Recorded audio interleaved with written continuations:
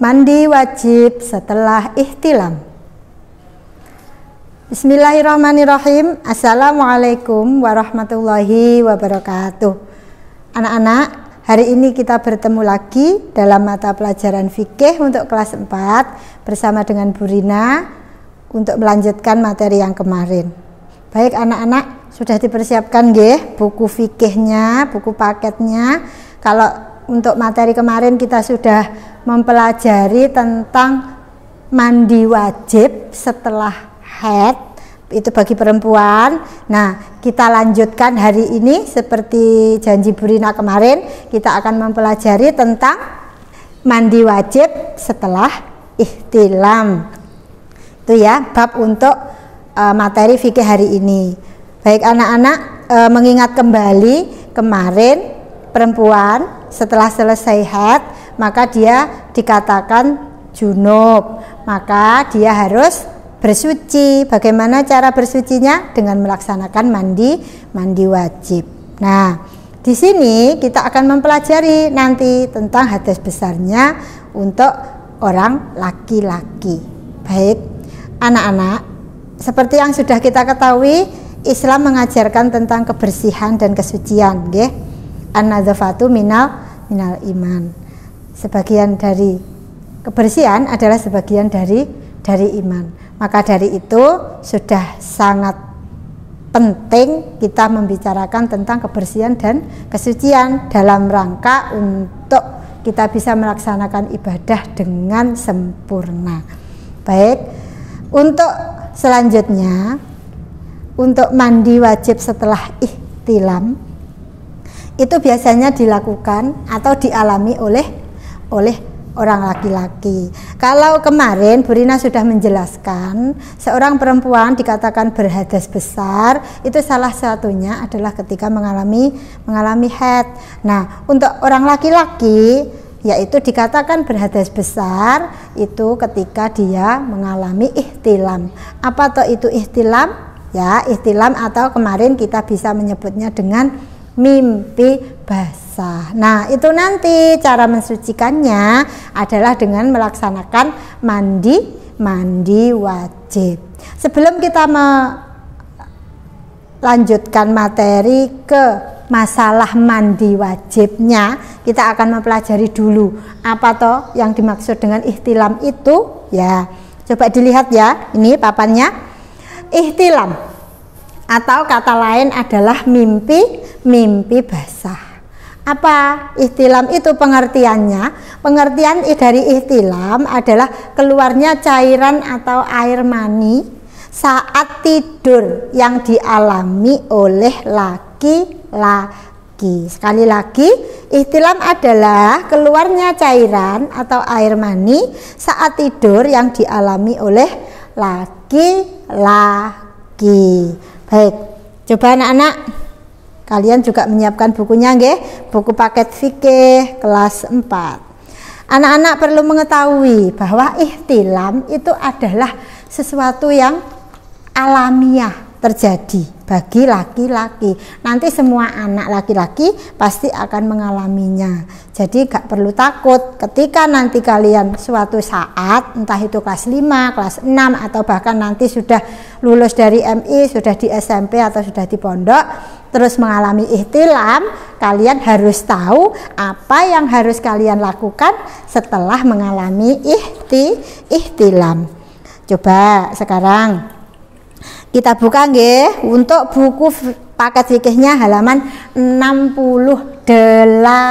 Semuanya dibuka fikihnya.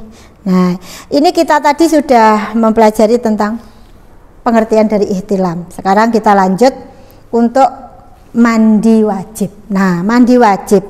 Kata mandi itu berasal dari bahasa Arab yaitu al-ghuslu yang berarti mengalirkan air pada sesuatu atau badan. Secara istilah di sini disebutkan ya, mandi adalah menuangkan air ke seluruh badan dengan tata cara khusus bertujuan untuk menghilangkan hadas besar. Ini ya, ini pengertian dari mandi wajib. Nah, Anak-anak harus tahu apa hukum mandi setelah ihtilam.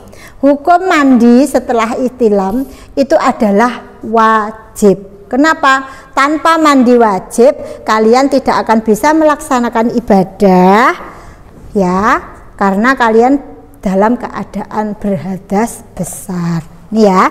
Kemudian anak-anak ini langsung orang yang mengalami ihtilam itu mendapatkan larangan, hal-hal tertentu yang dilarang. Ada beberapa hal yang dilarang bagi laki-laki yang sedang ihtilam. Yang pertama, ayo dilihat bukunya, dilarang sholat, ya. Yang kedua, dilarang berdiam diri di masjid lama, ya.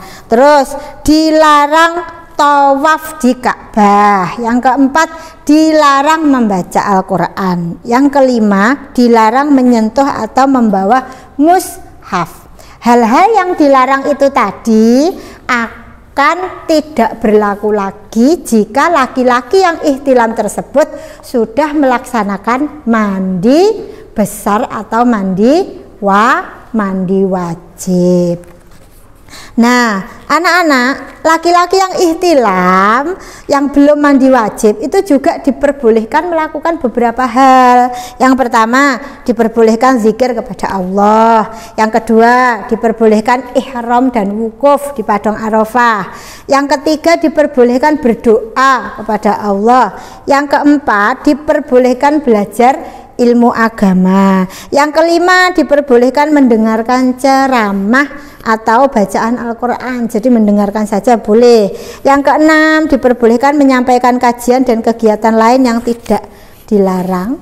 Dan yang tujuh, ini diperbolehkan menyentuh ponsel atau konten yang ada atau tablet yang ada konten Al-Qur'annya. Jadi ketika ihtilam masih boleh, nggih. Nanti kalau sudah mandi wajib baru boleh menyentuh mushaf atau Al-Qur'an.